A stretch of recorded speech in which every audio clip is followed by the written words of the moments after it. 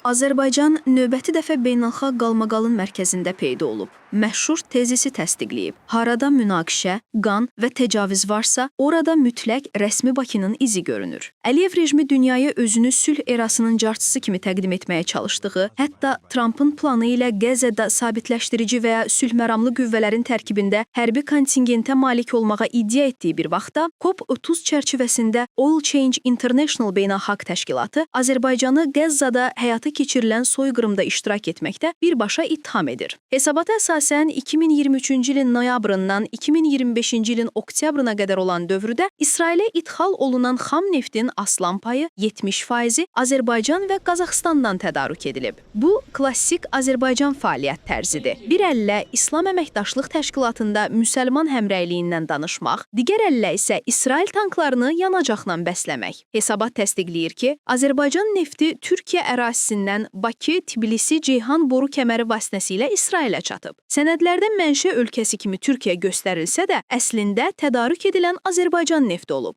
Qazaxıstan nefti Xəzər boru kəməri konsorsiumunun boru kəməri ilə Rusiyaya nəql edilib, oradan isə Qaradəniz limanları vasitəsilə İsrailə göndərilib. Sənədlərə görə tədarüklər Rusiya məhsulu kimi rəsmiləşdirilsə də, 56 partiyadan 55-i əslində Qazaxıstan xam nefti olub. İsrailə emal olunmuş neft tədarükçüləri arasında Rusiya, Yunanıstan və ABŞ lider mövqelər tutur. Bununla yanaşı Birləşmiş Ştatlar hərbi təyyarələr üçün nəzərdə tutulmuş JP-8 reaktiv yanacağının yeganə tədarükçüsüdür. Teksasdan gələn 9 tanker İsrailə 360 min ton JP-8 yanacağı çatdırıb. Qeyd olunan dövrdə İsrailə yanacaq tədarük edən ölkələr bunu İsrail tərəfindən həyata keçirilən vəhşilikləri tam dərk edərək ediblər. Soyqırım neftindən əldə olunan vəsaitlər təbii ki, Azərbaycan əhalisinin rəfahına deyil, növbəti aqressiv planların maliyyələşdirilməsinə yönəldilir. Azərbaycanın Maliyyə naziri Sahil Babayev parlamentdə qürurla bəyan edib ki, 2026-cı il büdcəsinin prioriteti hərbi xərclər olaraq qalır. Rəqəmlər hər şey deyir. Hərbi və təhlükəsizlik xərcləri üçün 8,7 milyard manat, yəni 5,1 milyard dollardan çox vəsait nəzərdə tutulub, bu büdcə xərclərinin 21%-ni təşkil edir və cari ildəkindən 319 milyon manat və ya təxminən 188 milyon dollar çoxdur. Bu, Azərbaycanın regional təcavüzkar kimi dayanmaq niyyətində olmadığının aydın siqnalıdır. Buna işğal olunmuş ərazilərdə möhkəmlənmək üçün ayrılacaq daha 3,5 milyard manatı və ya 2 milyarddan çox dolları da əlavə edək və ilin sonuna qədər bu rəqəm 22-yə və ya təxminən 13 milyard dollara çatacaq və aydın olacaq ki, Bakı iqtisadiyyat deyil, nəhəng hərbi platform qurur. Bakının aqressiv və ikili politikası regional münasibətlərdə işsiz qala bilməzdi. İranla ticarət dövriyyəsinin kəskin azalması bunun bariz sübutudur. Cari ilin 7 ayı ərzində Azərbaycandan İrana ixrac dəyər ifadəsində rekord həddə 70% azalıb. Bu onu göstərir ki, regionda İsrail politikasının uzantısı çevrilən Bakı hətta öz birbaşa qonşular arasında belə etimadı itirir.